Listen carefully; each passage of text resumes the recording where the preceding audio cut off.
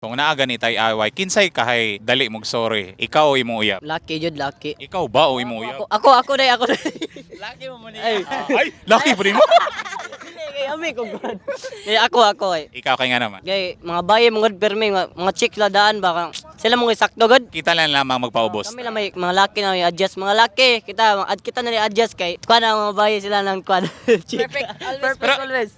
Pero naka-experience ba kang buying tsakto? Oo. Karon? Dili wala. Ex ang ex na. Greatest love. Dili greatest love. Uy. Padala silang doon ang gilitis love. Mura magka-pig Ritis White. Ay, shout out ko. Shout out to man. Pero naka-experience ba kag ex nga siya mo sige tsakto? Oo.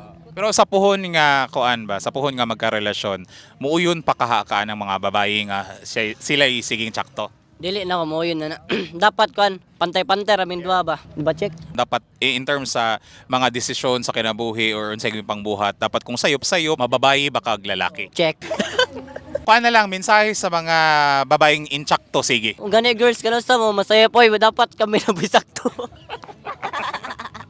Pero kung matsakto ta, tsakto gyud ta no. Sakto ta, check. And hopefully irespeto na nila. Check.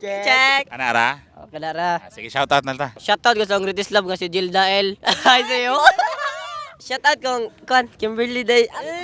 Shout out lang sa baby di karon. Logi. Sa gaway. Bisag away basta saging sa ilang gingon basta saging basta labing. Okay lang saging basta labing.